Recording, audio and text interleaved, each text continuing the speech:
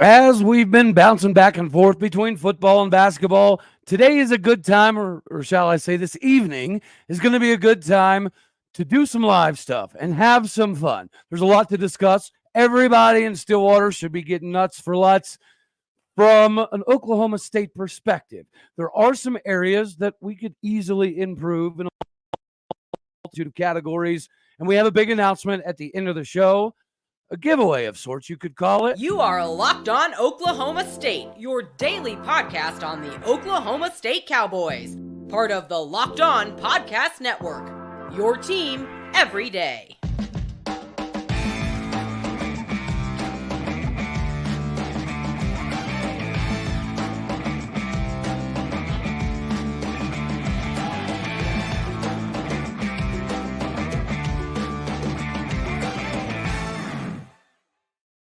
Howdy, y'all, and hello, all. Welcome back to Locked On Oklahoma State. We haven't done a live show in a while, so I figured we would put this together. Everyone, got to give a quick shout-out to Reagan. His old lady had some medical things pop up, so keep Reagan's fiance in your prayers today. Keaton, make sure y'all give Keaton Hargett a hard time. Make sure you give him a hard time. But anyways, we got a guest, and this has been a long time coming, right? As we circle around the wagons, let's talk a little bit of basketball. Let's talk about some of the hindrances within Oklahoma State, primarily from the media department, right? We'll keep it real. And then we'll talk about the big announcement at the end. But Trent Snitz, my guy, how are we feeling today, sir? It's a good day to be a Cowboy, I'll say that. It is. Well, I appreciate your patience. The boys' game ran a little bit long. And then softball, we got the W against North Texas, which is a pretty good ball club. They're 10-2 in their conference, so it was a good test. It was a good win on the road as we come back to Stillwater. But we could talk baseball, we could talk softball all day, every day. Let's make sure that we start this off the right way. In the basketball search, me and you have had conversations, right, in regards to Mike Boynton throughout the course of the season. And I remember we had a conversation a couple months ago about Steve Lutz and Joe Pasternak as potential guys. What he was able to do at Western Michigan, what he was able to do with the Islanders at Corpus Christi is back-to-back-to-back tournament appearances with teams, Trent, that don't have the talent that we have, right? If we get Brendan Garrison back and Eric Daly Jr. back, which I do think is likely, we can talk about that as well. But, there's going to be some pieces that move on, of course. One of the things that I like most about Steve Lutz is his roster retention ability. In your search over the last couple of months and finding some things out about that Steve Lutz, what is something that's really stood out for you, brother man? I think in retrospect of getting Steve Lutz, I think that was a huge hire. He has a lot of people that are well-known that have put in a good word for him since he's took the job here at Oklahoma State. So he seems like a really good guy. He seems like he's down to earth. I know a couple of people that we know have actually met him in Stillwater since he got here yesterday, and they've said, he seemed like a really good guy. And, I think that's what everybody loved about Mike Boynton so much was he's such a great guy. Like as a person, you couldn't ask for a better guy. And Boynton loved the university, and I can see the same thing in Lutz. I know he's only been here for 2 days now, but he really seems like a down-to-earth guy. If anybody has OSU Max, I highly recommend you guys go check out that the video that OSU just posted in regards to Weiberg and Lutz flying on the jet back to Stillwater. He kind of did a little interview, little 12, 15-minute interview. Seemed like a really good guy. Well, his connections in the state of Texas are going to be very beneficial for us in the recruiting department. His roster retention at Western was pretty good, right? He was able to keep some of the 4 main guys, and then he was able to hit the transfer portal pretty hard to grab up another 9 guys. And then again, he took a team that, they've always historically been pretty good, but I don't think anyone anticipated them going to the tournament in year one. Even with the 4 mainstays that he was able to convince to stay, 9 new guys is not an easy thing, to diagnose and get on the same page of. Right. He is kind of the epitome of a guy who can turn a program around. You mentioned Mike Boynton being a heck of a guy, right? The best recruiter we've likely ever had in Stillwater. Phenomenal with the people, love the environment, love the community. But Steve Lutz fits this a little bit more. Why? Because, and I did cover this on a previous episode, dude, he picked where he went because of the Bowling Green, Kentucky community. He has interviews where he's discussed not really wanting to go anywhere crazy. He doesn't want to be in a big city. He's a small town Texas kid, right, that has a crazy amount of resume already put together. Now, when it comes to roster retention, if you were the man in charge, what would be the main things that you think you'd look for as far as roster retention? Well, I think first and foremost, you got to analyze the roster. You got to look at the schedule. You got to look at all the stats of our team this past year. See, you got to watch tape. I mean, you're going to see there's definitely guys on our team that are worth keeping. He's already stated that he's talked to a couple of them, and I'm pretty positive I know which couple that he has talked to, just as we all do. But I mean, you got to watch film. I mean, the guy was a basketball coach last year. He wasn't paying attention to Oklahoma State. He was paying attention to Western Kentucky. So he really doesn't know too much about our team from last year. So you got to go through stats. You got to watch a bunch of tape and see, what players look like they might fit your mold of what you're trying to do. And that's one thing that I really liked about him from the OSU Max videos. He stated that, he has a certain way he wants to run things, and he would love for, certain players to stick around, but he also understands that each player has to do what's best for them. If these players that he's talked to already think that, his style of play will benefit them, then they'll stay. If not, they'll leave. And he said, you know what, regardless, we're going to be all right. So he just, like I said, the way that he comes off, like he just seems like really down to earth. And I don't think he's going to be harsh to any of the players he doesn't want to keep. I think he's just going to be like, I would like you for this, or I don't want you for this reason. You know what I'm saying? So yeah. I think regardless, if you can keep Garrison, Daly, and Javon Small, those right there off top, those are the three that I really want to keep. I know we had, in a conversation we had on the phone the other day, you had talked about Connor Dow staying because, he's a big Oklahoma State guy, which, I think Connor Dow has a bunch of potential. He didn't really get to show too much this last year, but he did get minutes. So I think we'll be surprised. I think there's going to be at least, 3, 4, 5 guys staying. And I think he's also going to hit the portal and go after players that, he wants. And I genuinely think OSU will be a tournament team next year in his first year in the Big 12. I really do think that we're going to be in the big dance. So I would say that's not only plausible, but very probable. And I would also say that it's pretty probable that we keep Garrison, right? The reports there are very, very good. Eric Daly Jr. is kind of in the same boat, right? Looking for a reason to stay as opposed to wanting to leave. And I think Steve Lutz is definitely a reason to stay. And whenever you look at some of the other guys, you mentioned Javon Small. Javon Small is going to be a big get. There was a significant difference, and this is, I don't necessarily think a knock on Bryce, but when Bryce got injured and Javon had to step into a little bit of a different role, we did see a different basketball team. It didn't always equal a different result, but clearly Javon Small offers something that Bryce Thompson kind of takes away from on the floor, which is a good segue into, I would be surprised if Bryce does return. Not that he has anything against Oklahoma State or Boynton or Weiberg. You know what I mean? I'm not hearing a lot, and it almost feels like maybe a fresh start is something that he's looking for. Yeah, we mentioned Connor Dow. Another big one that I'll be intrigued to see how it goes would be Jamyron Keller.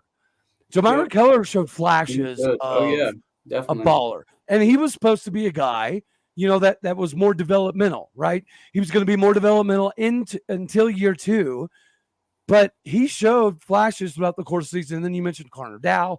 Man, the biggest thing I had heard about Connor was confidence. He just doesn't have the confidence to let it fly, which is wild because when I went to the exhibition game, he was jacking them up from all over the place and making most of them. So I know exhibition games, right, are not the precursor to the season. But when I saw that, I was like, well, this Connor Dow kid might not be developmental, right? He might be somebody that plays immediately. And then him and Jamiron Keller basically flopped. Well, let me say this too real quick to Wet Blanket's comment. If you want my honest opinion, Blanket, I don't think roster-wise OSU was a terrible team last year. I think OSU had a lot of potential. And this is nothing against Mike Boynton. Like I said, I love the guy. I wish the guy nothing but the best. I hope that he can become a head coach again someday after he gets some experience under his belt. I think our team last year just wasn't being coached right. I think they easily could have been a tournament team. I just think the way that we played was not like who that team was. I just, at times, I don't think, and what we've all thought over, Boynton's 7-year stint or 8-year stint, however long it's been, at times we just look lost. And then at times we go on these little stints where we win, 3, 4, 5 in a row and we beat teams that we shouldn't beat. And then we ended up losing to teams that we should beat. So I really don't think that last year's team. So like when people knock on last year's team, it's like they really were not a bad team. There were, individually, some of those guys were ballers, dude. They are good basketball players. So yes, I just think a coach, like I said, that's what really, if you want my honest opinion, Lutz was not my first choice. Like I said, I'm a big Eddie Sutton fan. Grew up going to GIA when you couldn't hear your own thoughts in GIA. I was a young kid. I remember Bob Knight come to town with Tech and, Kelvin Sampson with OU. And, there was some really good coaching matchups in there. But, I was all obviously for Bill Self, just like I think a lot of people were. I think, if Bill Self came to OSU and he did half of what he's done at Kansas, Oklahoma State fans would be happy. Yes, but unfortunately, that's not the direction that both parties went.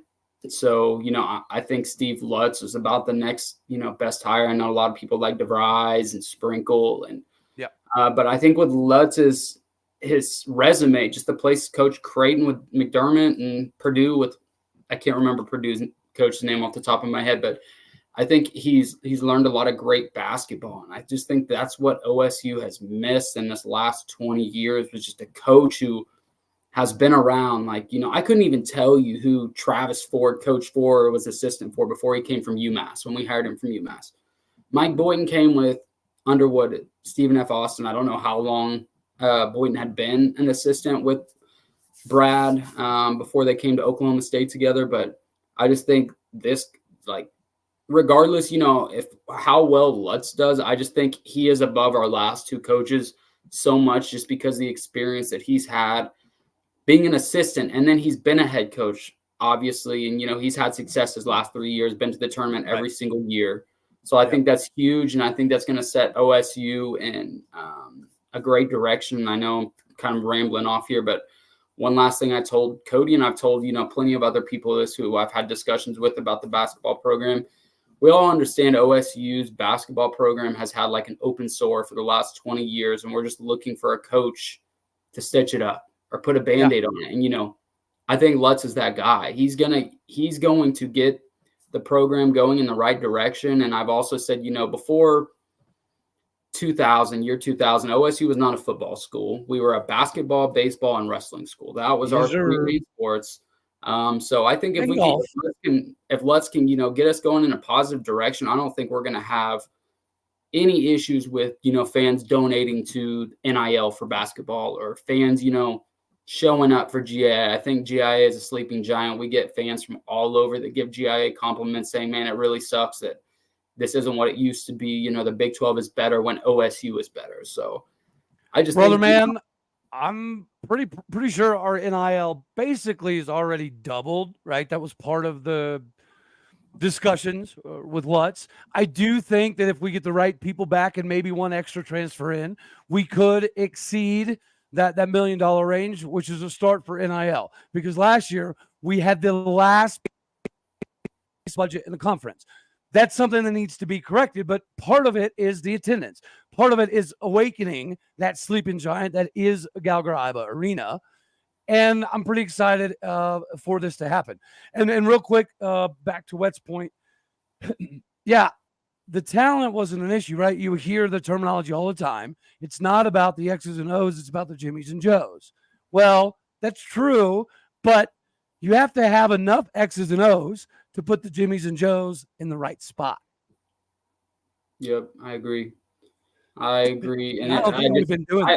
it literally baffles me you saying that OSU was last in NIL in basketball. Like I said, if you would have gone back to even the Sean Sutton years and said, hey, here in 15, 20 years, OSU is going to, there's going to be a change in college athletics where we can put money into giving players, and OSU is going to rank last in the Big 12. I don't think any OSU fan would have believed you. So it just blows my mind to see how far Oklahoma State has, dropped in college hoops. And like I said, shout out to Mike Boyd and shout out to Travis Ford. I have no ill will against you guys, or even, I can't say the same about Brad Underwood, but, Mike Boyd and Travis Ford, they were great guys regardless. They just couldn't get it done. And, Big 12 is obviously year in and year out the best basketball conference. So it's not easy. It's not an easy conference to coach in. So, I just think this is a new era for OSU basketball, and I think a lot of people should be, super excited. We shouldn't have to, be like, oh, football season's over. We got to dread basketball for 2.5, 3 months before baseball starts, or you know what I mean? Like, I think it's going to be year-round again. Lutz said it in his OSU Max interview. He's like, Oklahoma State as a whole in athletics, they're very competitive in almost every sport, and he's like, I want to bring us back in basketball to be that, it's great athletics program. Oklahoma State does a phenomenal job usually in all sports. We compete in all sports. So like I said, it's something super excited to be about. The buzz, from what everyone I've talked to, everyone's super excited to, see what happens. So dude, it should be a good time. And we're going to shift gears here a little bit, right? You brought up OSU Max a couple times. They're doing some awesome things, and I think they've got some even better things coming, which is precisely what we're here to talk about, and we'll talk about that segment too. Real quick, before we do that, though, I do have to remind the fine people out here that capitalization is what Gundy's all about this season. Capitalization for Oklahoma State basketball was the idea for Chad Weiberg to go out and get this hire. Capitalization for you means FanDuel. Oklahoma State is prime pickings for you to make the most amount of money physically possible. You got to jump on this right now. New customers get $200 back in bonus bets off of any $5 winning bet. That is $200 back that you can use to bet on a multitude of things. Visit FanDuel.com/lockedon. Make your next bet your best bet with FanDuel. Again, that is FanDuel.com. Go there today. Use that code LOCKEDON, all one word, because FanDuel is America's #1 sportsbook betting partner. All right. I got a frog in my throat, but we're going to power through here. Real quick, one thing. Yeah. I had someone text me this yesterday, and it kind of made me think, and I want to ask you your opinion. We were talking about, Boyden, or I was talking about Boyden being a great recruiter, and this person said, he is a great guy, but if you take away Cade because he doesn't count because we took his brother, who has Mike Boyden recruited that has been super successful?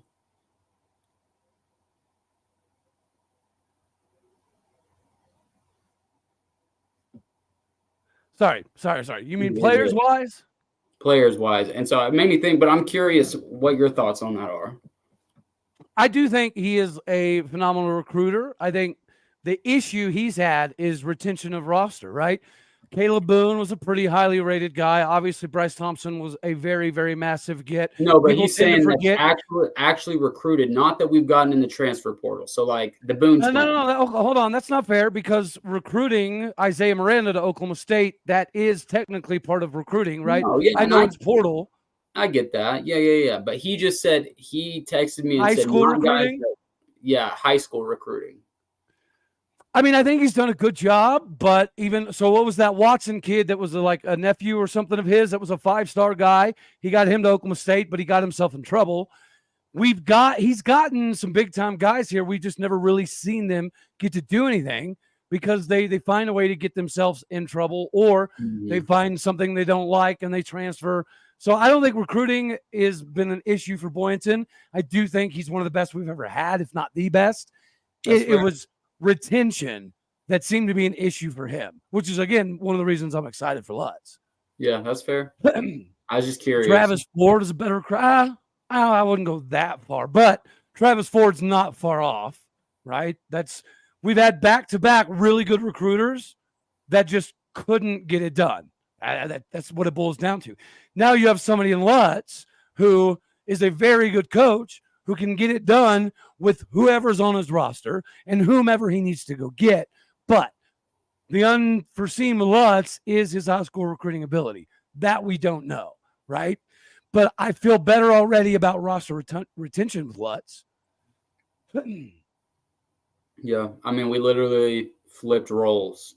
We traded in a good recruiter for a good coach. So we're going to see. Like you said, I think you hit the nail on the head. His question going to be, how well can you recruit high school guys? And even, he's big in Texas, but even in Oklahoma. And like I said, I really want Brian Moninati's son from my high school alma mater, Wausau, Oklahoma. Kid is phenomenal, played on the U16 USA team. Brian, his dad, coach, obviously was a player for Eddie Sutton. So hopefully he can keep tabs on Jalen Moninati. And, there's some really good high school basketball players in Oklahoma. Really, really good. So I think it's going to be real interesting to see what happens in the future. But I think he'll, like I said, he seems like a super genuine guy. And that's what a lot of kids want. They just want someone that's going to be straight up with them. And, and a lot of kids nowadays don't really like when, coaches are on their ass or, super hard on him. He seems, like I said, like a down-to-earth guy. He's going to tell you how it is. If you're good enough or if you're not, so it's going to be interesting. But I think once he gets his feet on the ground and starts running, he'll be all right. All right, buddy. Well, so the meat and taters section until we get to the big announcement giveaway thing at the end was why we put this initial episode together. There's obviously a big need from the fan base to have more interaction or at least familiarity with the players, right? And that's something that, I've been trying to provide and bring. As a lot of we had a lot of players lined up for this show all the way throughout the course of the spring, even after fall camp, the whole 9 yards. On top of some of the legendary Oklahoma State Cowboys, Aqib Talib, so on and so forth. But there has been a system in place, evidently, at Oklahoma State to keep information, coming out of certain places, and it naturally finds its own way to get to the fan base to some degree. But we've always known, right, for a long time, to get Oklahoma State information. Back in the newspaper days, you had to flip through pages and pages and pages of OU stuff, right? And so my frustration growing up always was, why cannot Oklahoma State get more coverage? How come Oklahoma State fans never know what's happening? How do we not know about our players? How do we not know about our transfers? How do we not know about our guys that have gained 40 pounds and run a 4.240 now? And I always thought it was because of OU and the fact that your heavy hitters in the newspapers, your Daily Oklahomans, your Tulsa Worlds, right, those type of publications, they were always going to be the predominant source for information. And they were predominantly backing OU because of OU's rich history and tradition. But as this social media age has come along, and podcasting has clearly kind of taken over a large portion of information, I do find it problematic that Oklahoma State is very, I'm trying to word this somewhat eloquently, right? Which I'm not good at. I'm good at just letting stuff, you know what? I'll just let it fly. I'll just let it rip. It is what it is. You as a fan base have never got the information that most every other fan base gets, right? And there's strategic reasons behind it. Mike Gundy is a very precautious guy. And I do know, like, for example, he has some reasons to be cautious, i.e., the fact that usually every school in the country pays for refs, multiple refs, Division I, Division II, Division III refs, to be at every single practice and to throw flags and do all that fun stuff. Oklahoma State doesn't do that because Mike Gundy heard a horror story over a decade ago about a referee going to practices and then jumping on a message board and talking about all of the secret positions and what the battles and everything were looking like. So I understand the reservation for there to be some regulation on what is disseminated.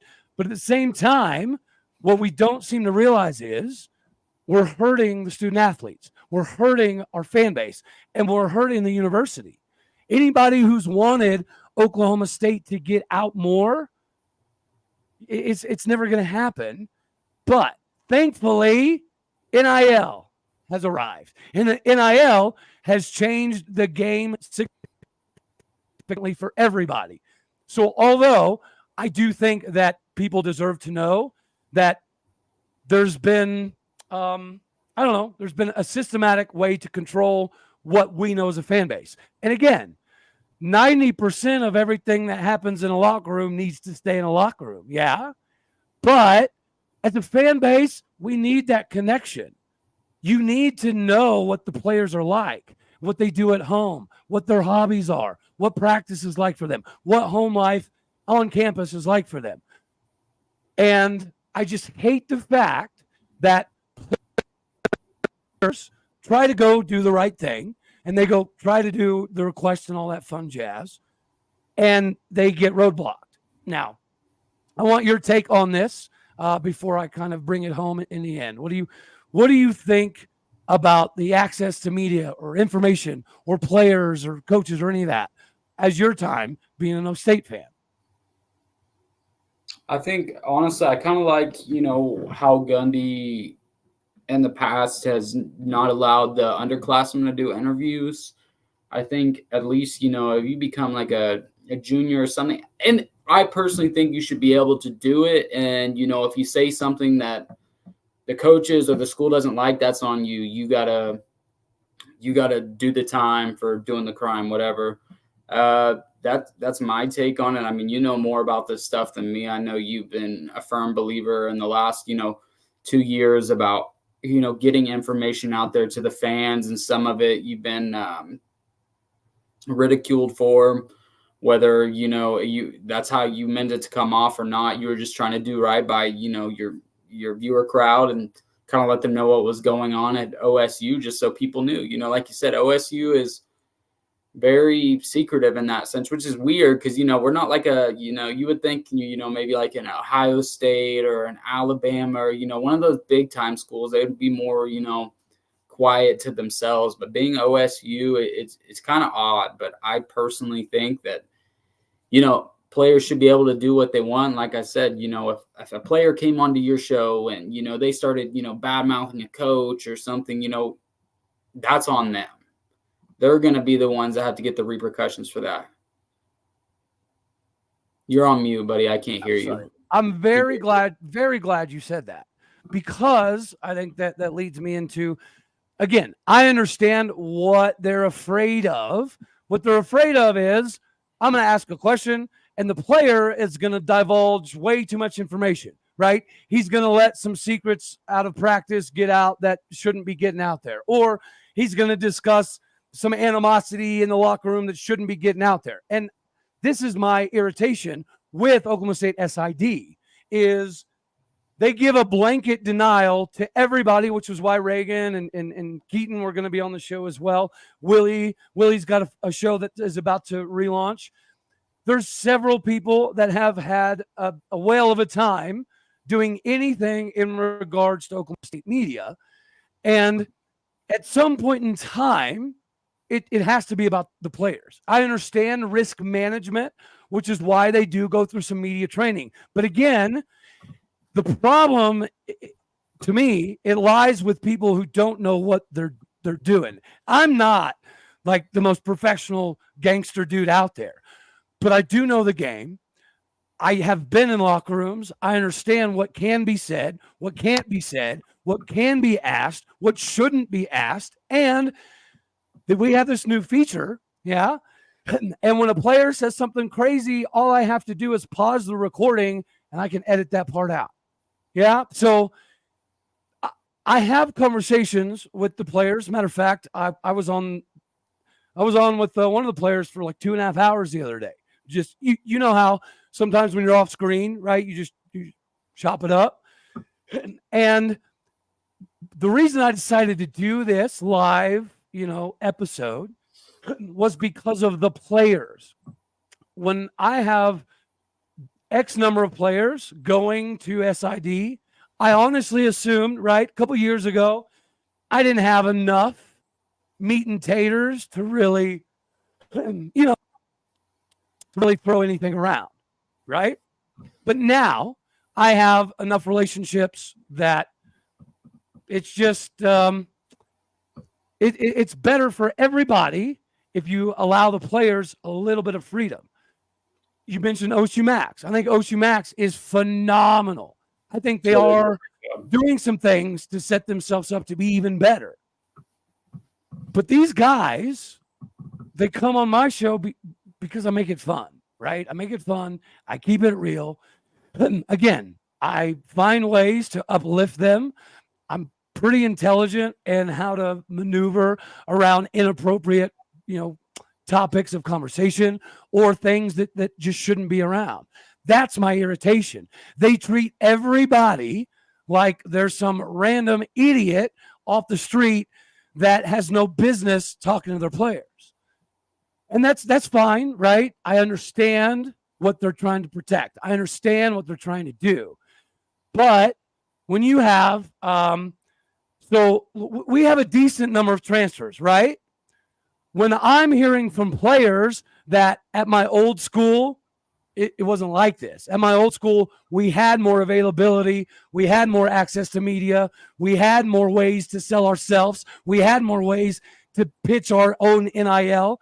Because every time these kids get in front of a camera, they're selling themselves, right? Sales is the most important job in the world. If you can get on camera and you can talk about football, you can talk about your faith or the process or who you are as a person, it does nothing but add value to you, your NIL exposure, and the fan base. See, this is the disconnect that Oklahoma State SID seems to not understand. They're holding them back. We're the only team, mark my words, we are the only team in the Big 12 that does this stuff. The only one.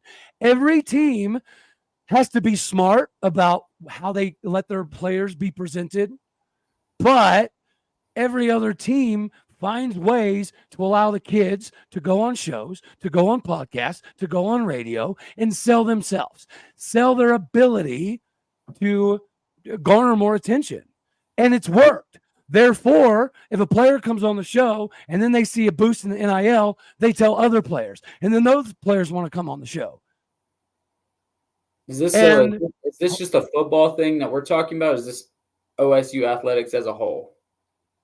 It's pretty all inclusive. I do think that football is hands down by 37,000 miles the most difficult, and it's because of the fear of this getting out, the fear of this getting out, the fear of that getting out.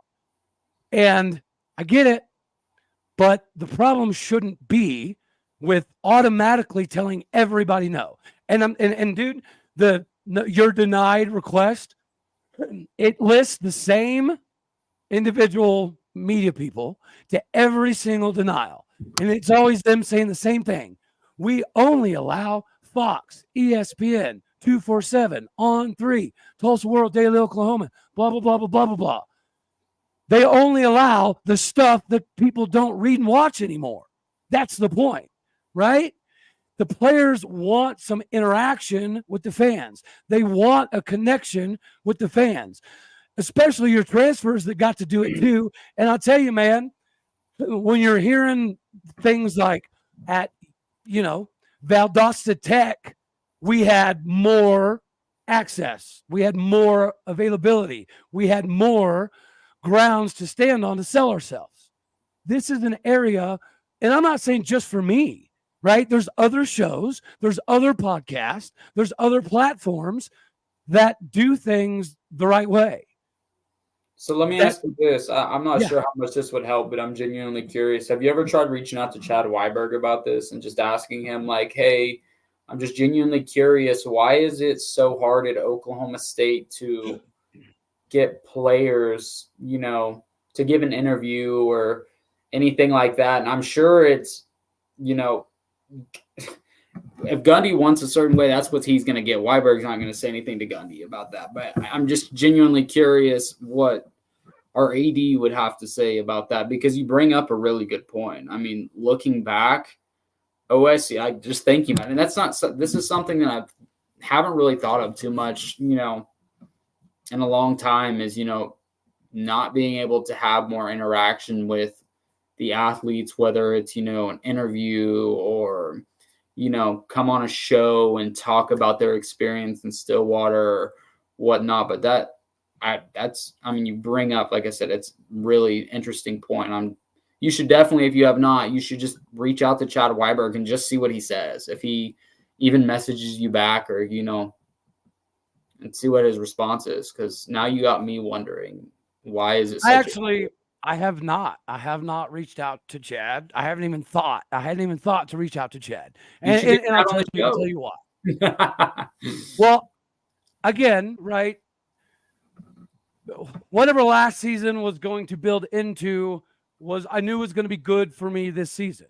This season has been huge for me, right? The relationships and connections and things that I've been able to build organically, just because, dude, you've seen me off camera, you've heard me on the phone, you've seen me at the bar, I'm the same dude all day, every day, 24/7, right? And I think that's another thing that's beneficial. The fact that the players know that we talk before we go on air, and, I let them know ahead of time. If you tiptoe into something crazy, don't worry about it. I'll just pause it, right? We'll get rid of it. No big deal. And the reason I haven't thought to reach out to Chad is, dude, they whatever they dislike about me now, it's not going to get better per se. That sounds kind of cocky, but I guess it kind of is. I have better relationships with the 2025 class. I have even better relationships in the 2026 class. Matter of fact, from the 2025 and 2026 class, I've got 4 dudes that I've pushed and evaluated through my 7-on-7 that I think are going to get offers from O State. 3 of those 4 will commit to O State. 1 of those 4 had already told me the millisecond he gets his offer, which I think will be this month, he's shutting down every other visit. He's not going to go to Baylor, Tech, TCU, nothing. He's shutting down his everything. He's all on board for O State. So whatever relationships they don't like me having now, they're going to hate me in the next few years. And that's, again, why I find it difficult that they view some of us as the enemy. It's just like, we're a fan base that's yearning for more. We're a fan base that's looking for more, and the players want to do it. But the players don't want to go sit down in some pre-rehearsed, pre-orchestrated, you know what I mean? Sit down of nonsense where they have to answer every question the same exact way. And they know every single question is going to come in the same exact way. That's the part of the podcasting that the world loves. It's because you get real responses, right? They're not always going to be perfect. They're not always going to be flawless, but they are going to be genuine enough for the fan base to get a peek down the curtain to see what that young man's about. And the more they see what this young man's about, the more they're going to get behind him. The more shirts they buy, the more jerseys they buy, the more that player gets paid through NIL, right? This is a recirculating event that, instead of finding ways to add value with guys like myself and Keaton and Reagan and Willie that the players prefer. Because if it's supposed to be about the players, then we need to give that to them. If we're selling NIL, then we need to help the kids sell themselves. And we, right, as guests or as hosts, I mean, we have to do our job too. And I feel like I'm doing that. And the players are being very beneficial and helpful in this process for me. So I can't say how much gratitude I have towards everybody, but I want Oklahoma State media to do more. I hear it, I see it. I don't even have to be the dude that does it. I'm just saying that the players deserve to have more opportunities, whether it's my show, Keaton's show, Justin Southwell, Reagan, Willie, the list goes on and on and on. This is an Oklahoma State thing. And I just want to see Oklahoma State expand their profile with the players to benefit the players because it benefits us. Sorry for the long diatribe. But do you have anything to add to that before we do move on? No, I mean, just as you're talking about Oklahoma State, only allowing certain things, it just kind of reminded me of the United States government. I know it's a crazy comparison, but they only, allow certain people to ask questions. And if you ask something that they don't like, they're going to shut you down real quick. So I don't know why. It just kind of made me smirk, me talking about that, because it literally made me think about our government. Well, hey, speaking of, are you still coming with me to Big 12 Media Days? I'm planning on it. I'm not even going to lie to you. I've been so busy. I haven't even talked to my boss. And like I said, I know I have a golf trip coming up this summer, but I'm going to figure it out. I promise you, I will figure it out these next few days. I'm so sorry. I actually just thought about that right when I came on the show. I'm like, damn. All Cody's good, man. Well, I tell you, the reason I ask is because I know I'll get at least one question, and I might only get one question. But I would actually be interested on your take. What would you ask Mike Gundy if you were to be in the media space and you knew 100% you were going to be able to ask him a question? What would be the number one question you would have for Mike Gundy? Put me on the spot. I'm not sure. Honestly, I have to think about that. There's so many things that you could ask the man, Mike Gundy. You're standing right there in front of him. I don't know. But I definitely think of something that is not basic. I'll tell you that, something that's going to make Mike Gundy think, whether you get a good reaction out of him or a bad reaction out of him. Like, look, like I'm not, Mike Gundy seems like the type of guy, he doesn't want to be critiqued too much about how he does his thing or certain things. So, I wouldn't ask him something probably about, why do you do things a certain way, but I'm going to ask him a question that's going to make him think. But off the top of my head, I could not tell you. Next time I come on the show, ask me the same question. All right. Well, you know what, dude? Between now and July, I'm sure my question to Mike Gundy could change. But for now, if he was in front of me today, the number one question I would have for him is, why are you exuding more confidence this year than any other year before? Because he's only had a couple pressers, right? But, dude, he's carrying himself with a different level of swagger. I would imagine his answer would be because of what we're doing on defense. Dude, it is absolutely insane. I covered it a little bit on the earlier episode, but dude, I'll call you after, but it's dumb. I have never seen a defense do what Brian Nardo is doing right now. Never seen it done. I'm not saying it hasn't been done, but I've never seen it. It's wild, dude. It's wild. Well, if you recall 2 years ago too, Spencer Sanders last year, he kind of had that persona going into the season, like super relaxed, laid back, like, always joking around, and because he knew we had a solid team. But then it was just, it was just one of those years, man. Everybody got hurt and ended up being a disaster. So, hopefully that's not the case this year. Fingers crossed, knock on wood, that it's not the case. So, it's good. If Mike Gundy seems like he's laid back going into it, I think he proved a lot of us last year wrong, and how he kind of turned around that season. It was pretty remarkable that Oklahoma State was in the conference championship last year, being a rebuilding year for us. So hold that thought, Brandon or Scott, whichever. Brando. I like that. Got I like him. that. But I do have to bother everybody real quick and let the fine people out here know that today, of course, FanDuel is your money-making stop. That's how you're going to get hooked up with your money, right? But when you make that money, when you hammer the over, make sure you use it to get hooked up with Amazon Fire TV. Why? Because it's fire. It is your top destination to watch sports. In today's game, whether it be basketball, football, baseball, it doesn't matter. If you want to stay up to speed on all the in-depth news, highlights, and analysis, Amazon Fire TV and TV channels have you covered. And if you're just looking for news, cooking, entertainment, they have that for you as well. So get hooked up with Amazon Fire TV today before it's too late, before your TV viewing experiences are not as good. Get in on the action. Check out Fire TV channels and Fire TV on Alexa devices. If you haven't checked out Fire TV today, you absolutely should.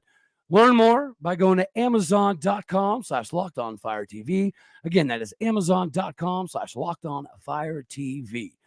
All right, Trent, I'll put you on the spot, so let me do it again. Give me a bold take. Actually, hold on. Save that.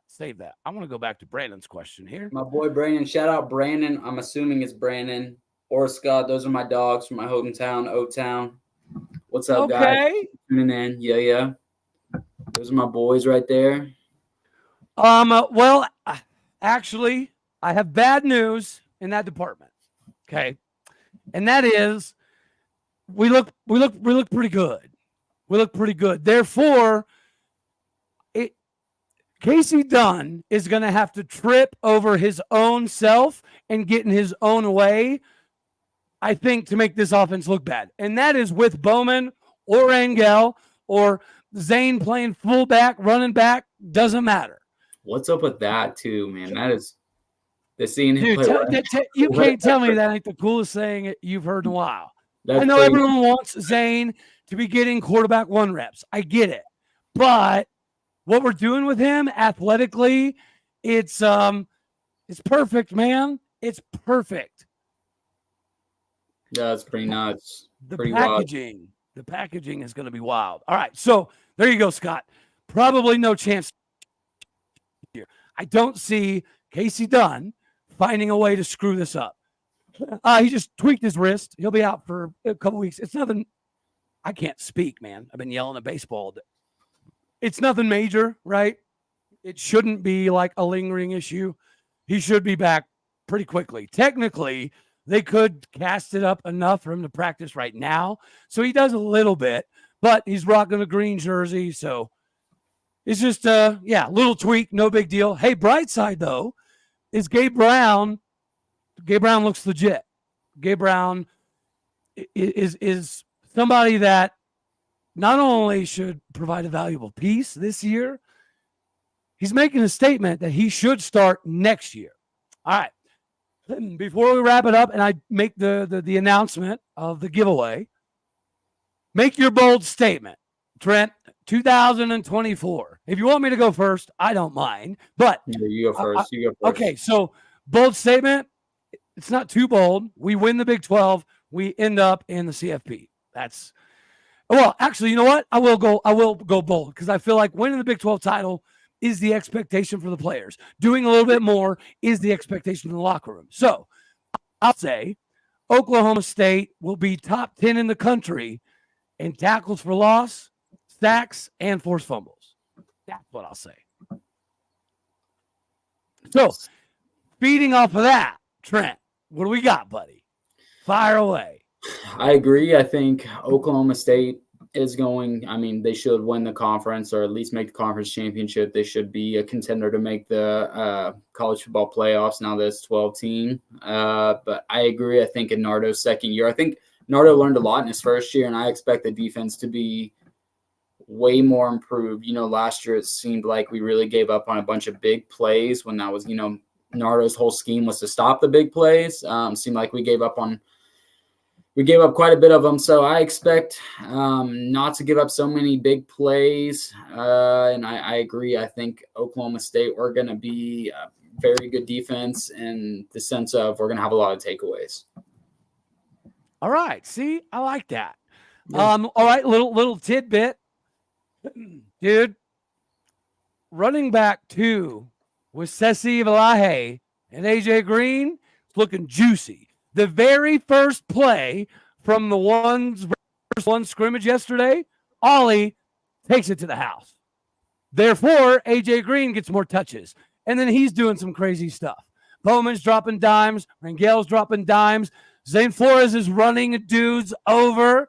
We've got some packages with Dawan Lofton, right? But we got Cam Hurd kind of filling that spot now. Will help with Brennan Presley. All right, man. So now the big surprise, the big announcement, what everybody's been waiting on. 2 things. Number 1, the players will still be able to continue to come on the show. That's the good news. That's the bright side, right? And their NIL and everything is going to continue to get better. That doesn't change the fact that I would still prefer Oklahoma State SID to be more understanding in where the landscape is and where the players want to be, right? It would, in a perfect world, you shouldn't have to combat your own people, right? I don't get it. But regardless, guys, don't stress. We've got ways, so we'll still have some players on the show. We got Xavier Benson coming up, right, to talk about the Pro Day. Should have Josiah as well to talk about the Pro Day. And then we will dive back into some current players. So that's good news, number 1.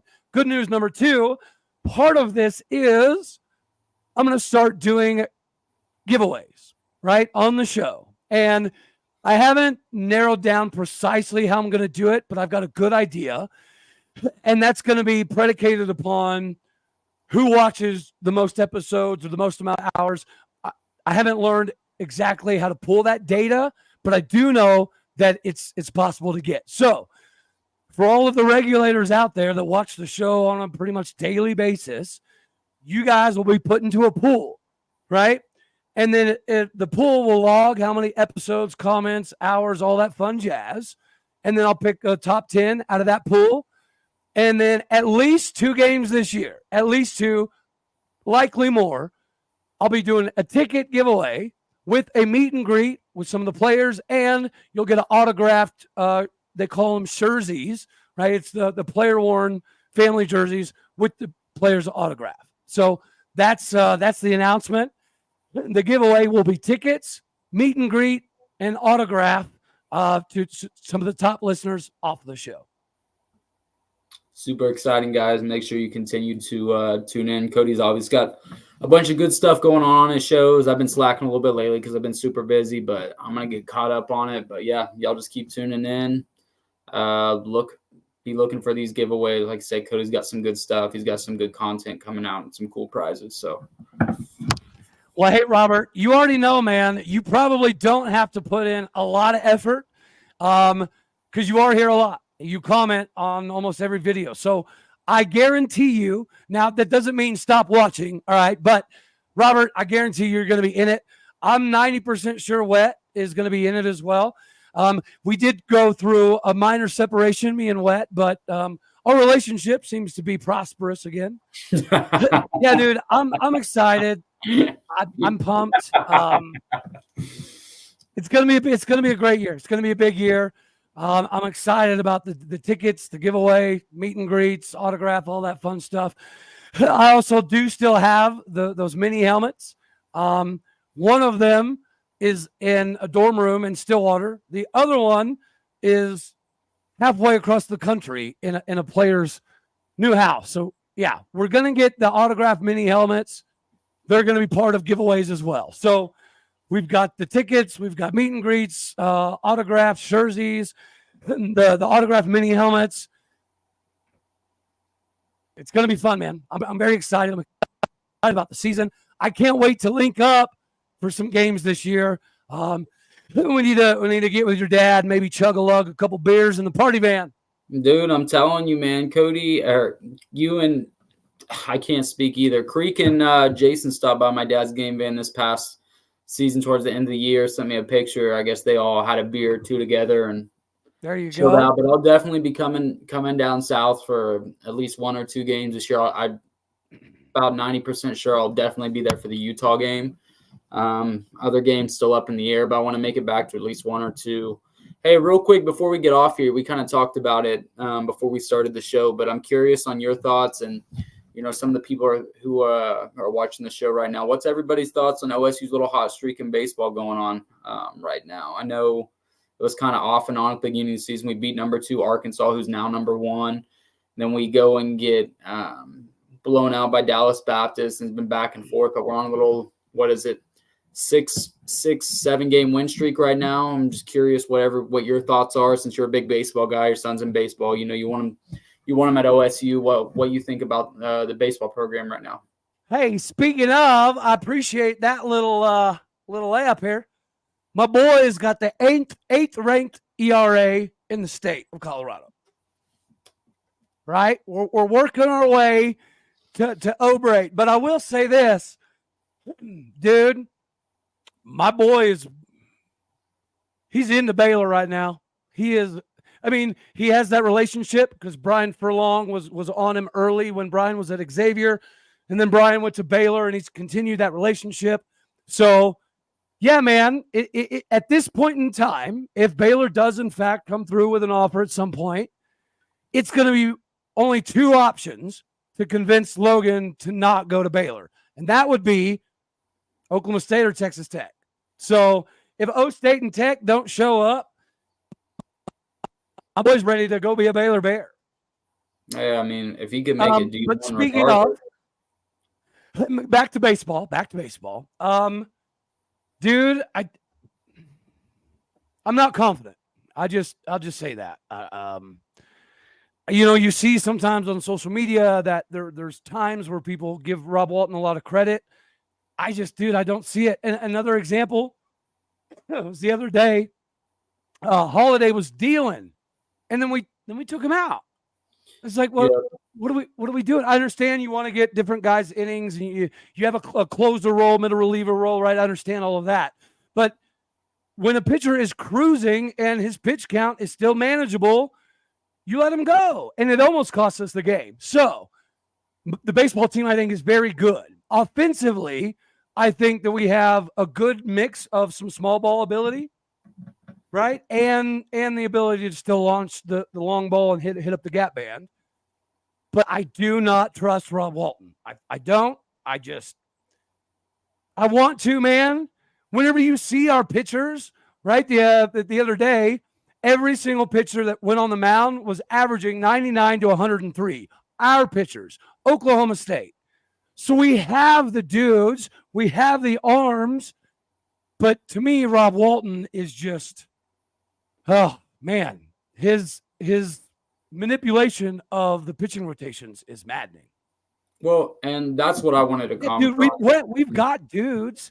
Yeah, and that's what I wanted to say. I'm with about the other 80% of people who thought, Walton's time at OSU should be coming to an end before this season, after the last 2 years, and the Stillwater Regional just kind of had me shaking my head. I'm like, maybe it is time. I'm not sure why Holiday's holding on to him for so long, but I think, believe it or not, the pitching that we've seen so far this year has been really good. I think Walton finally has a good rotation, a weekend rotation. Weekday still up in the air, but weekend rotation, I think he has a really good weekend rotation. It's really, really working for us right now. So I kind of think the opposite of what you're saying. I do agree. I'm still, I still have questions about Rob Walton wanting to pull pitchers in certain times. Well, did you watch yesterday? Last night against ORU? Yeah.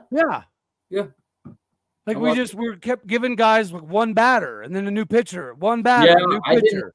What are we doing? I don't understand that. I'm glad you brought that up. I don't understand. I didn't understand that at all. I didn't know if it was maybe we didn't have a guy in the bullpen warming up yet that Walton wanted in the game, so he brings someone else out there to give the other guy a couple minutes to warm up. I'm not really sure, but I think our biggest flaw so far this year is our offense. Some games we just go off, and other games we just can't. We can't hit the ball. And, honestly, we played really well last night, but I'd say 3 or 4 of our runs last night were errors on ORU's catcher for not catching the pitch, or, it bouncing off his leg or something. So, our offense, I think pitching wise, I think we have a deep roster this year, which is really, really good. If we can just stay healthy, I think the team can go far, but it's all going to come down to, we still make, one too many errors. It seems like that, maybe it's, some of these newer guys that are stepping into a starting role this year haven't figured it out yet. But I think as we progress through the season, the team is getting much better. But I just think it's the bats. Like I said, one day we're extremely hot. Next day we're not. So, well, you know what? Wet.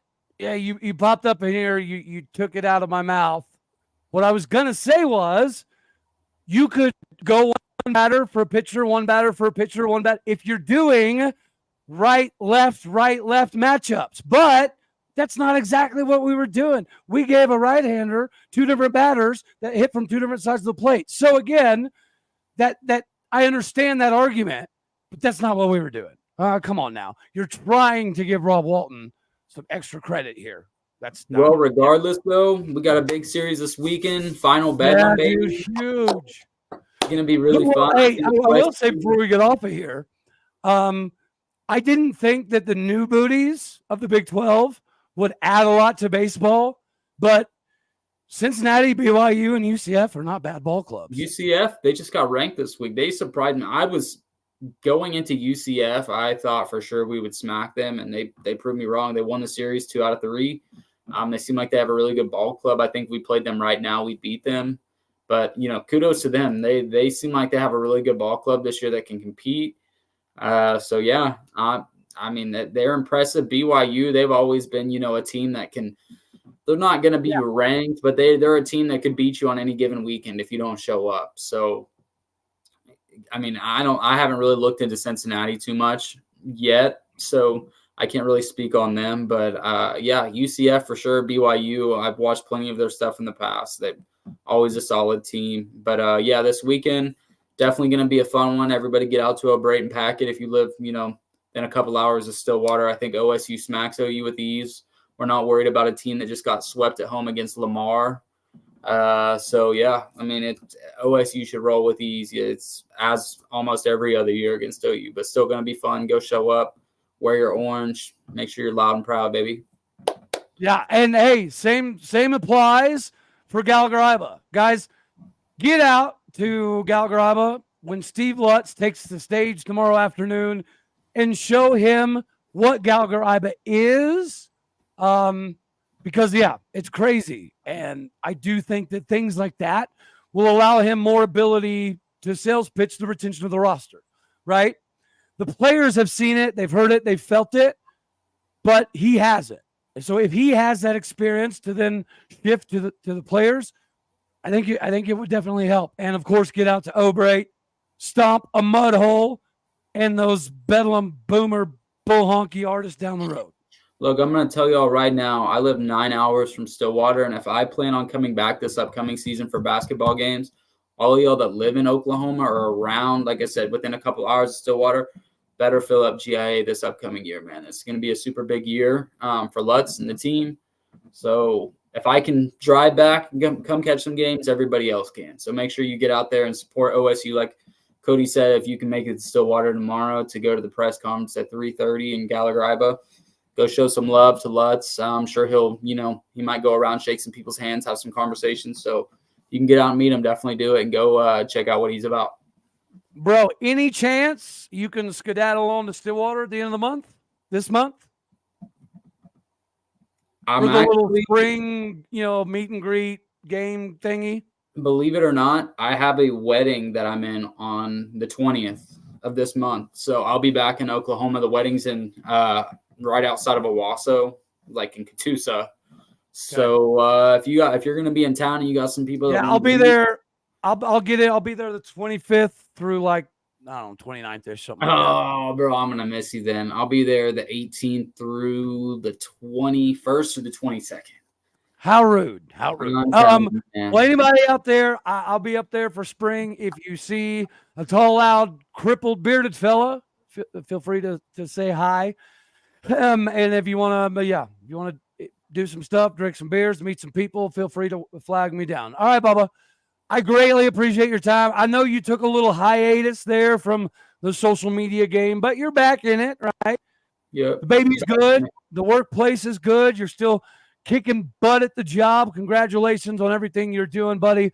Now that you're back in the social media game, let the fine folks out here know how they can track you down, boss man. You can get at me. I'm TrillFamThought on my Twitter handle, or my name is Oklahoma State Fan. Yeah, I took a little break from Twitter just because my spouse and I decided to both give up something that we both enjoyed for a couple weeks.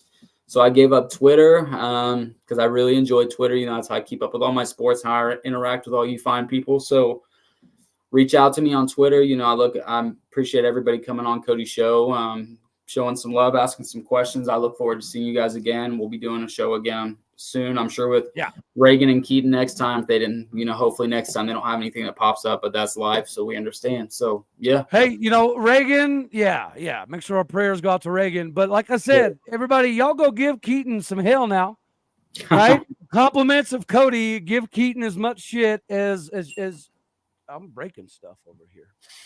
Yeah, give Keaton a hard time. All right, for me. All right, buddy. I appreciate you. It's it's something that we're going to continue to get rocking and rolling here. It's good seeing you again. Yes, sir. As always. Yes, sir. All righty, y'all. Well, that's pretty much all we're going to have for this one right here. Yeah. Shoot me a holler. Hold on. Yeah, he had to be the last one. I don't know. But Wet, love you. Rob, love you. Everybody else, appreciate you him around in the comments section. It was a lot of fun. If you have any questions, comments, concerns, feel free to reach out to me on the socials. All righty, y'all. You know, I love you. God bless. Go Pokes. Thank you for tuning in to make this your first listen here on Locked On Oklahoma State. It was a blast. I got to do more of these. I'll see you soon. Later, taters.